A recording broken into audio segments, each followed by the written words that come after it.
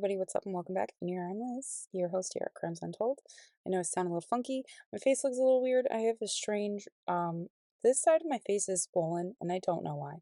Also, apologies for not uploading yesterday, but there will be another double upload this week. I just don't know when. So you'll have to stay tuned. And if I look tired, I am sorry. I am here at work. Working and work at the same time. Anywho, so today we're going to be talking about quite a few murders actually.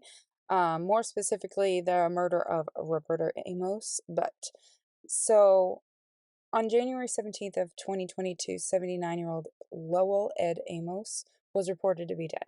So he died in a Michigan prison after he was convicted of killing his wife Roberta Amos in a suite at the Anthem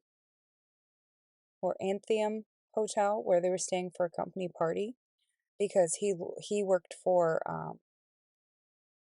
Dodge and all that, GM. He worked for them.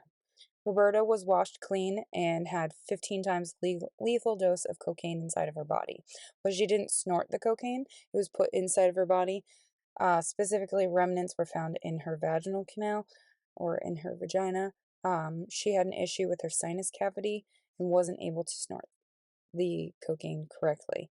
And that's something that Lowell actually said to the police. So I have assumptions of what he actually did to her, but I will not reiterate them as to how the cocaine ended up in that cavity, but I'm going to keep that to myself.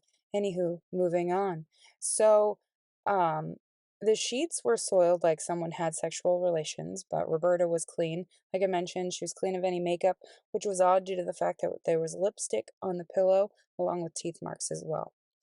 So it is thought that, like I mentioned, Lowell cleaned up his wife's body, but it's thought that he cleaned up like the entire room prior to her being found. You see, the thing about him cleaning up is because he called another executive that worked for GM that was also at the party to come up to the room, and then two other executives came up. This is when he cleaned up prior to calling the police and even had one of them take his coat.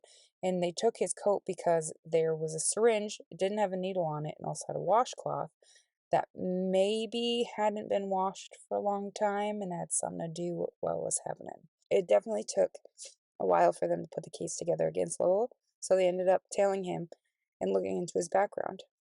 So it said that he was engaged with two females in which he would have sexual relations with. Prior to this, he would spend about $1,000 on drinks and food for dinner with them as well. After the news of Roberta came out, many women would go public about the thought of what Amos did to them. And it's thought that these women, he likely drugged them and they were forced to have sex with him.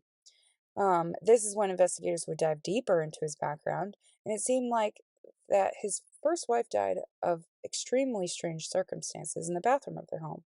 So, back in 1979, Sandra, his first wife, had collapsed after having some wine, and she had a sedative, and she also hit her head on something. Cause of death was undetermined, and of course, her husband would get $350,000 of a life insurance policy. Her husband, obviously, is Lowell.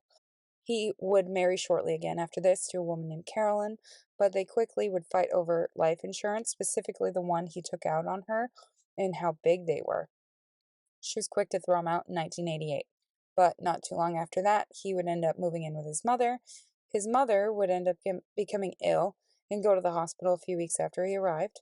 She would fully recover and then would be released and go home, but just a few days later, she would die. He refused to have an autopsy, refused anything from the authorities, just like that of his first wife, and he would make a quick buck of $1 million off of his mom. Carolyn would fall prey to be his next victim because he played the woe is me card. He would get her to move back in with him. Just 9 months into her living with him, she too would be found deceased in the bathroom.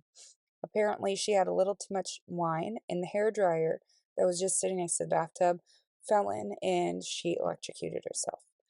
Lowell collected $800,000 from her death. So Lowell would be arrested in 1996 for the murder of Roberta, and he would be found guilty of premeditated first-degree murder and murder using a toxic substance on August 24th of 1996. He was sentenced to life without parole on November 4th of 1996. So that, my friends, is the murder of Roberta Amos, his first wife, his second wife, and his mother. I hope you guys learned something from this, and I'll see you guys in my next one.